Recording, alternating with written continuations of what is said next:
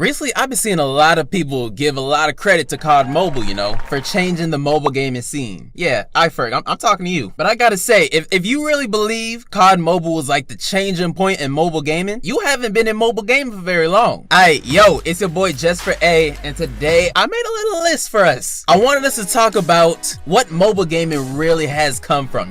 Recently we've all been playing COD Mobile, or like the PUBG Mobiles, those games that have been around for a while, but they're based on PC and console version of the game. And because of that, a lot of people that are coming and joining the mobile gaming scene now, they don't know. I can't even blame them because they don't know. They weren't here for what we about to go over today. We got a lot of people who are like PUBG Mobile or COD Mobile. That was the first mobile shooting game they played. They just don't know about what was here before. Okay, so starting off, one of the goated series in mobile gaming, Modern Combat.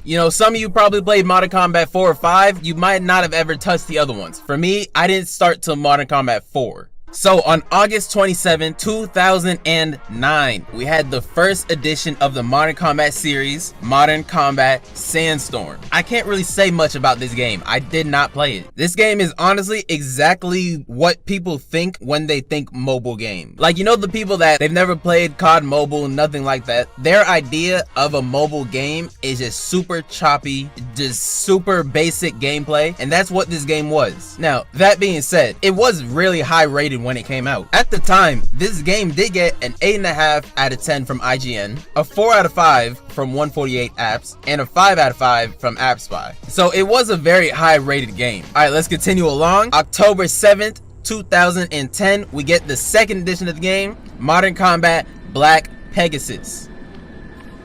From the videos I've seen, the graphics were pretty good. I use good lightly. They were better.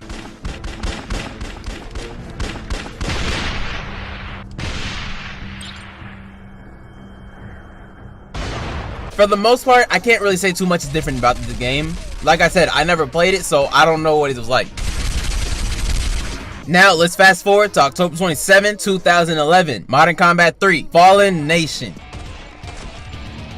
Hey, guess what? I didn't play it. I should say, a lot of these games, you did have to pay for it. Like, this was before games were free and you had a bunch of in-app purchases. All these games were probably like $5.99, $6.99, something like that. And at the time, my parents were not buying no mobile game for me. Now, this game is the change in the Modern Combat series for me.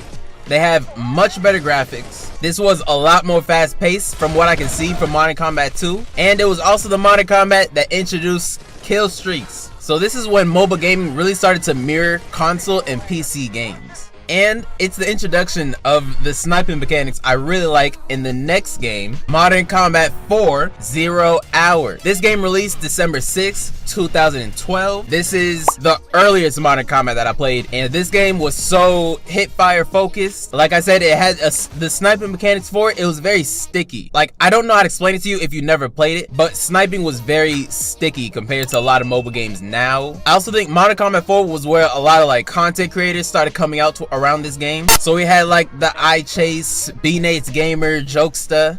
This game was really known for it had a lot more customization. It's also the last of this series that wasn't free to play. So moving on from here, all the games were free. July 21st, 2014, we get Modern Combat 5. It did start off as a paid game, but eventually they made it free, and they just had a bunch of introduction of things that faced a lot of scrutiny from the community. This is when Gameloft was entering their EA era. He just wants to get every single bit of profit from this skin. I'm sure y'all know what I mean. So this game, they started using skins, and how do you get those skins? Through cases. How do you get the cases?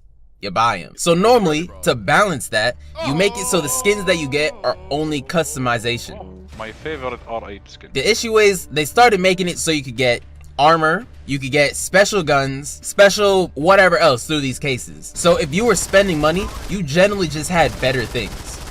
It didn't start off so much like that, but you could tell when it took that turn. The single player, the story mode in this game was basically non-existent. You really only played it to grind some of your guns, level up a little bit, but it had no purpose really other than that.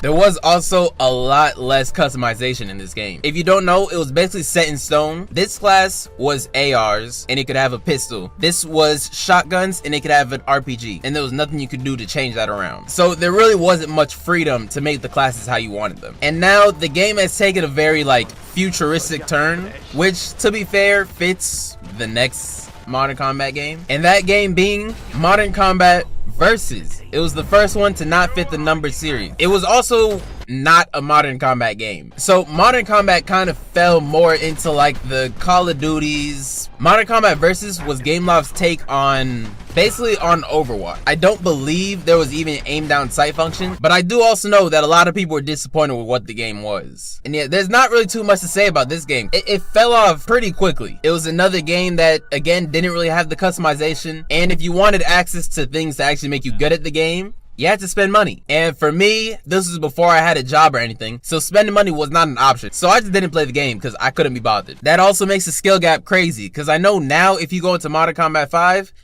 good luck. I remember a couple years ago, I hopped back onto my old Modern Combat account and I was pissed off. They're using a whole bunch of new guns that are so much better than anything you had before. It's kind of done for, if I'm being honest with y'all. So let's go ahead and hop into our next game. This is our first one, moving away from Modern Combat. You know, we'll put that to the side. We don't really need it no more. We have the mobile CSGO Critical Ops. This game went into beta testing September 2015 and then released to the public November of 2018. And this game was the If you know CSGO, you know it's a very repetitive game, but that like tactfulness that comes with the game, it kept it so live. Brought this to mobile, this was probably the biggest version of that style of game at the time. Critical Ops had a big like content creator focus. Let me rephrase that. Content creators were really focused on Critical Ops. This game had a chokehold on the mobile game community, and it was great. Clip it, someone, clip it. Now, I will say, this game was not for the weak of heart. You could get so pissed off so fast. They are annoying and everything combined. Especially if there's a good sniper on the other team.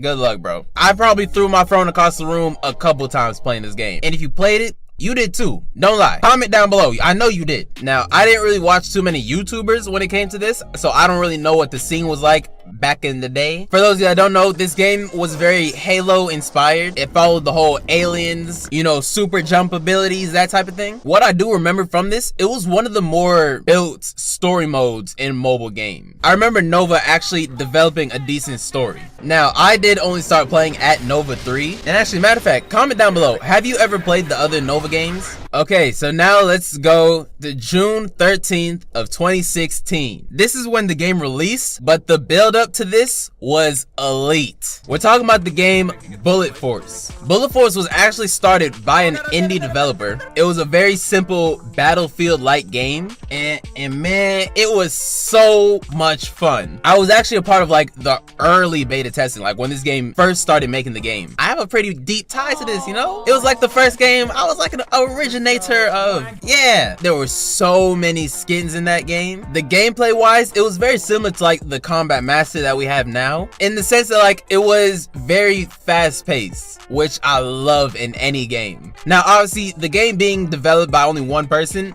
there were a good bit of problems, especially early on. Over time, those got fixed, and Bullet Force, it had such great maps. Some of them a little too big, but for the most part, I remember really enjoying the maps on this game. There's one like city map. It went super high in the air. The trick shots that you could hit off that.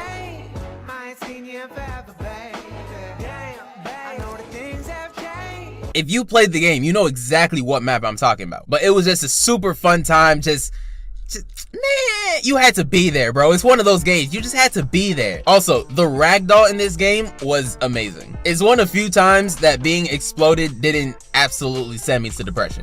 I'm lying. It sent me there too. But it was fun while it sent me there. A couple of these games are still available. I really recommend you check out all of them. But if you only do one, check out Bullet Force, please. It was such a great game. I actually might play it for a video soon now that I'm talking about it. Go ahead and drop a like if you want me to check out Bullet Force for a video, or comment down below which one of these games or any other game that you'd like to see me do. The last game that we're going to be focusing on today, I don't know if it was that big of a game, but it holds big importance to me. So my Just for A channel, the one you're watching this on right now, is actually not my first channel. I had one back in like 2012, where the first game that I was posting was the one we're gonna check out now. Now that channel, I ended up getting in trouble, had to delete the videos, blah, blah, blah. Basically the reasons I'm recording in the car. All right, let me not keep you guys in suspense. The game I'm talking about is Shadowgun Legends. Yeah, there's nothing all that, I guess, important about this game other than it was just the first game I did videos on. This was the start of my content creation. It is also the only game on this list that is a third-person shooter,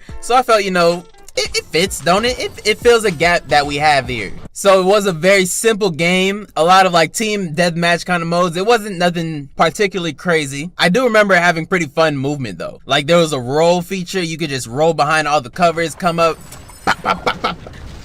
What you know about it? So these are the games that have, you know, brought us to where we are now. Where we're talking about the PUBG mobiles, the COD mobiles. We have the games that were supposed to come out eventually. Don't know what happened to those. Oh well. Before you can really take in all these new games, you gotta know your history. I want you guys to go ahead and comment down below. What was the first mobile shooting game that you played? And who was the first mobile content creator that you watched, if you remember them? Go ahead and comment down below. Leave a like. Join the Discord if you made it this far in. And I'll see you guys in the next video.